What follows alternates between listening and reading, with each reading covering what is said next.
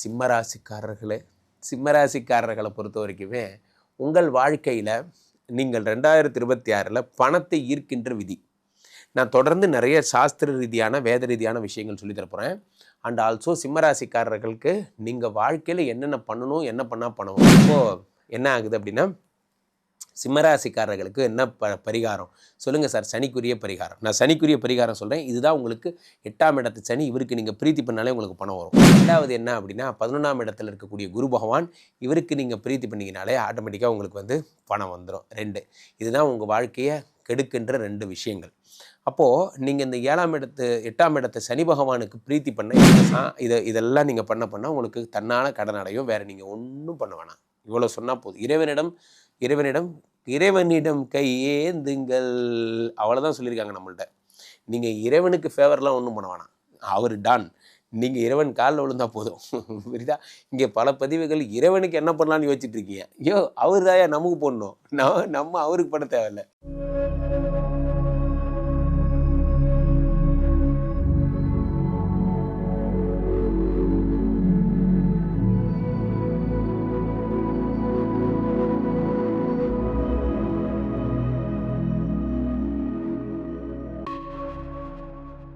உலகெங்கிலும் இருக்கும் ஆன்மீக பரிகார நேயர்கள் அனைவருக்கும் வணக்கம். நான் உங்கள் ராம்ஜி. சிம்மராசிக்காரர்களே, சிம்மராசிக்காரர்களை பொறுத்த வரைக்குமே உங்கள் வாழ்க்கையில் நீங்கள் 2026 பணத்தை ஈர்க்கின்ற விதி. நான் தொடர்ந்து நிறைய சாஸ்திர ரீதியான வேத ரீதியான விஷயங்கள் சொல்லி தரப்போகிறேன். அண்ட் ஆல்சோ சிம்மராசிக்காரர்களுக்கு நீங்கள் வாழ்க்கையில் என்னென்ன பண்ணணும், என்ன பண்ணால் பணம் வரும். பார்த்துருக்கேன் சார். வாழ்வியல் பரிகாரம் நிறைய பார்த்துருக்கேன். வாழ்வியல் பரிகாரத்தில் சொல்லுவாங்க சார், இந்த மாதிரி வந்து சிம்மத்துக்கு என்ன பண்ணும், சனிக்கு என்ன பண்ணுங்கிறத 2 கன்று வாங்கி சனி போட்டோ வாங்கி வாசலில் மாட்டிக்கணும் சார். ஐயோ, பெரிய எஃபர்ட், ரொம்ப பெரிய எஃபர்ட் போட்டிங்க. நன்றாக புரிந்து கொள்ளுங்கள். பரிகாரம்னா என்ன என்பதை தெரிந்து கொள்ள வேண்டும். நஷ்ட பரிகாரம் என்று பெயர். நண்பர்களே, சிம்மராசிக்காரர்களுக்கு எந்த ஒரு பரிகாரம், இப்போ நான் வந்து நம்ம தம்பி காயும் போது ஏதாவது காயப்படுத்திடுறேன், ஒரு திட்டிடுறேன். அப்போ பரிகாரம்னா என்ன சொல்லுங்கள்? அவர் திட்டுன்னு அவர் மனதளவு மனம் குளிரும்படி அவரை ஜில் பண்ணுறது பேர் தான் பரிகாரம். நான் எஃபர்ட் போடணும், ஒரு 10 கவிதை எழுதி அவரை ஜில் பண்ணணும். ஆனால் பரிகாரம்ங்கிறது காயம் போட்டோ வாங்கி ஏன் நான் ஒரு பேக்கெட்டில் வச்சுக்குவேன், காயம் ஹாப்பி ஆயிடுவார். அப்படிலாம் ஹாப்பி ஆக மாட்டார்.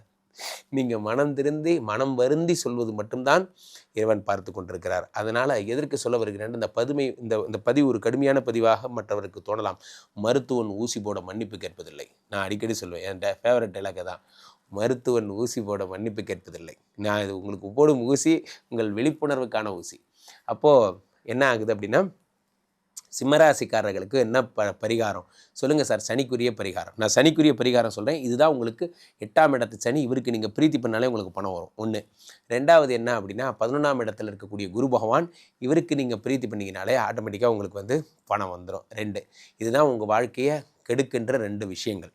அப்போது நீங்கள் இந்த 8ஆம் இடத்தை சனி பகவானுக்கு பிரீத்தி பண்ண என்ன செய்யணும் சார்? நான் ஒரு இரும்பு சட்டி வாங்கிக்கோங்க. ஒரு இரும்பு சட்டி. ஏன், என்ன காரணம்? நான் இனிமேல் உங்களுக்கு வேத ரீதியாக சாஸ்திர ரீதியாக சொல்லித்தர போகிறேன்னு சொன்னேன். 8ஆம் இடத்து சனி பகவானுக்கு பிரீத்தியானது இரும்பு சட்டி. அந்த இரும்பு சட்டியில் நல்லெண்ணெய் ஊற்றுங்கள். ஏன், நல்லெண்ணெய் சனி பகவானுக்கு உகந்த என்னது, அவருக்கு பிடிச்ச ஒரு வஸ்து என்பதால் நல்லெண்ணெய் ஊற்றி அதை சிவன் கோயிலில் இருக்கிற மடப்பள்ளிக்கு தானமாக தரணும். அல்லது பெருமாள் கோயில் இருக்க மடப்பள்ளின்னா என்ன, சமையல் ரூமு. அவங்க அந்த இரும்பு சட்டியும் எண்ணெயும் வச்சு சமைச்சுப்பாங்க. அவங்களுக்கு நல்லது நடக்கும். இதுதான் இறைவனுக்கு நீங்கள் செய்யும் நிஜமான பரிகாரம். அல்லது சனிக்கு ரொம்ப பிரீத்தி பெருமாள் கோயில். ஸோ பெருமாள் கோயில்களில் உழவார பணிலாம் நீங்கள் செய்கிறீங்க. உழவார பணினா என்ன, பெருமாள் கோயிலில் அல்லது சிவன் கோயிலில் உழவார பணினா என்ன, அந்த கோயில் இருக்க திருக்குளத்தை க்ளீன் பண்ணுறீங்க, அங்கே இருக்கிற மீன்களுக்கு பொறி போடுறீங்க. அந்த மாதிரியான பணிகள்லாம் இருக்குது பார்த்தீங்களா, அதெல்லாம் சனிக்கு ரொம்ப பிடிக்கும். அங்கே இருக்கிற மாற்றுத்திறனாளிகள் யாராவது வெளியே ரொம்ப முடியாதவங்க, நான் சொல்கிறது அங்கே கோயில் காரியமாகவே இருப்பாங்க, அவங்களுக்கு ஏதாவது ஹெல்ப் பண்ணுறது, உணவு வாங்கி தருதல், இதெல்லாம் ரொம்ப பெரிய சிம்மராசிக்காரர்களுக்கு. ராசிநாதன் சூரியன் என்பதால் சூரியனுடைய உணவு பிடித்த தானியம் கோதுமை என்பதால் கோதுமையில் நீங்கள் ஒரு இது பண்ணி சப்பாத்தி பண்ணி அந்த சப்பாத்தியை கொடுத்தா பிரீத்தி. அப்போது இப்படி வரணும் ரூட்டு. புரியுதா? சாஸ்திரப்படி. பச்சை கலர் ட்ரெஸ்ஸு போட்டு சொல்லக்கூடாது. சாஸ்திரப்படி சொல்லித்தரணும் மக்களுக்கு. நான் பல பதிவுகளை பார்க்குறேன். இது வந்து ஒரு விஷம் முளைத்து கொண்டிருக்கிறது இங்கே. இங்கே ஜோதிடம் முளைக்கின்ற அதே நேரம் பலவிதமான விஷங்களும் முளைத்து கொண்டிருக்கிறது. இதை களை எடுக்க வேண்டிய கத்தியுடன் நான் வந்திருக்கிறேன். அவ்வளவுதான். அதுதான் நான் இப்போ நான் சொல்லிட்டு இருக்கேன் உங்கள் முன்னாடி. இது வந்து சமுதாயத்தில் இதுதான் சனிக்குரிய பிரீத்தி. இதை பண்ணுங்க, பண்ணாமல் போங்க. ஆனால் இப்படி தான் சனியை கும்பிடணுமே தவிர நீங்கள் வேறு விதங்கள்லாம் நீங்கள் கும்பிடக்கூடாது. அதுக்குரிய மற்றது சனிக்குன்னா கருப்பு பிடிக்குங்கிறதுனால நீங்கள் கருப்பு கலர் போட்டுக்கிறீங்க, சனிக்கு பிடிக்குங்கிறதுனால மற்ற விஷயங்கள் பிடிக்கும். ஆனால் அது மட்டுமே சனிக்குரிய பிரீதி கிடையாது. சனிக்குரிய பிரீதி இதுதான், எட்டுக்குரிய சனி பகவான். அடுத்ததாக இந்த இரும்பு சட்டியை கொடுத்ததைப் போல சனி பகவானுக்கு வெற்றிலை மாலை சிம்மராசிக்காரர்கள் அணிவியுங்கள். சனி பகவானுக்கு வெற்றிலை மாலை அணிவியுங்கள். சனி பகவானை வந்து யாருக்கு இவருக்கு ஆஞ்சநேயர் பகவானுக்கு வெற்றிலை மாலை அணிவியுங்கள். குரங்குக்கு ரொம்ப பிடிச்சது வடை. அப்போது கான்செப்ட் என்ன, வடைக்குள்ளே உளுந்துருக்கு. இப்போது ஃபாரின் இதுக்கு போனீங்கன்னா, வட இந்தியா போனீங்கன்னா ஜிலேபி மாலை சாத்துறாங்க. ஏன் சாத்துறாங்க? ஜிலேபிலையும் உளுந்துருக்கு. ஸோ உளுந்து தானியங்கள் வச்சுருந்தா ராகுவால் எந்த பிரீத்தி எந்த கஷ்டமும் வராதுன்னு ராகு வாக்கு கொடுத்ததால் அதை நம்ம பண்ணுறோம். இப்போ கான்செப்ட் புரிஞ்சுட்டு பண்ணுங்கள். இனிமேல் நான் உங்களுக்கு இந்த பதிவுகளில் நிறைய சொல்லித்தருவேன். இந்த மாதிரி வேத ரீதியான 2026 முழுவதும் அறிவு பெட்டகமாக செல்ல வேண்டும். என் ரசிகர்கள் 2026 ஆன்மீக பரிகார நேயர்கள் சராசரியாக இப்போ நிறைய பேர் பார்க்க ஆரம்பிச்சிட்டிங்க. டெய்லியுமே ஒரு 30,000 40,000 தாராளமாக போகுது. அப்போது நீங்கள் என்னை பின்தொடர்பவர்கள் தவறான ரூட்டில் போயிடக்கூடாது. தவறான ரூட்னா என்ன? இதோ நம் மூளைக்குள் முள் விதை வைக்கும் இவர்கள் எந்த பதிவையும் நீங்கள் கேட்கக்கூடாது. ஒரே ஒரு விஷயம் என்ன, நாம் கிரகங்களாக அணுக வேண்டும். இப்போ நான் உங்களுக்கு மந்திரம் சொல்லித்தரேன். ஒவ்வொரு நாளும் உங்களுக்கு புது புது விஷயங்கள் சொல்லித்தரேன். அதெல்லாம் நீங்கள் படிங்க போதும். ஸோ 6ஆம் இடத்திலே ராகு பகவான் இருக்கிறார். இந்த வெற்றிலை மாலை சாத்தியதை போல வடைமாலை நீங்கள் சாத்துங்கள். சாம் சீம் சும் சஹ ராகவே ஸ்வாஹா சொல்லுங்கள். சாம் சீம் சும் சஹ ராகவே ஸ்வாஹா என்ற இந்த மந்திரத்தை நீங்கள் சொல்லணும். பக்கத்தில் இருக்கிற புத்து கோயிலுக்கு சென்று வழிபடணும். இதெல்லாம் நீங்கள் பண்ண உங்களுக்கு தன்னால் கடன் அடையும். வேறு நீங்கள் ஒன்றும் பண்ண வேணாம். இவ்வளோ சொன்னால் போதும். இறைவனிடம் கையேந்துங்கள், அவ்வளோதான் சொல்லியிருக்காங்க நம்மள்கிட்ட. நீங்கள் இறைவனுக்கு ஃபேவர்லாம் ஒன்றும் பண்ண வேணாம். அவர் டான். நீங்கள் இறைவன் காலில் விழுந்தா போதும். புரியுதா? இங்கே பல பதிவுகள் இறைவனுக்கு என்ன பண்ணலான்னு யோசிச்சுட்டு இருக்கீங்க. ஐயோ அவர் தாயா நமக்கு போடணும், நம்ம அவருக்கு பண்ண தேவையில்லை. அவர் காடுரா. போகிற பக்கம் பார்த்தா காடை பக்கத்து அங்கிள் மாதிரி ஹேண்டில் பண்ணிகிட்டு இருக்கோம் நம்ம. என்ன அப்படி கிடையாது. இன்னும் ஹிந்து பேப்பர் படிங்க. இன்னும் நம்ம பேசலை. நான் அதுதான் பேசலை. என்னென்ன பாட்டு கேளுங்கிற வரைக்கும் பேசியாச்சு. காடுக்கு பிடிச்ச பாட்டு எது, பிடிக்காத பாட்டு காடு சொன்னார் அவங்கள்ட்ட. எதையாவது ஒரு பைத்தியகாரத்தனத்தை சொல்கிறதெல்லாம் கேட்க வேண்டாம். ஸோ அப்போ 8ஆம் இடத்து சனி பகவானுக்குரிய பிரீத்தியாக சனிக்கு நான் சொன்ன மாதிரி வெற்றிலை மாலை போடுங்கள், வடைமாலை போடுங்கள். அதே மாதிரி நீங்கள் எள்ளு தீபம் ஏற்றுங்கள். இதெல்லாம் பண்ணுங்கள். ரைட்.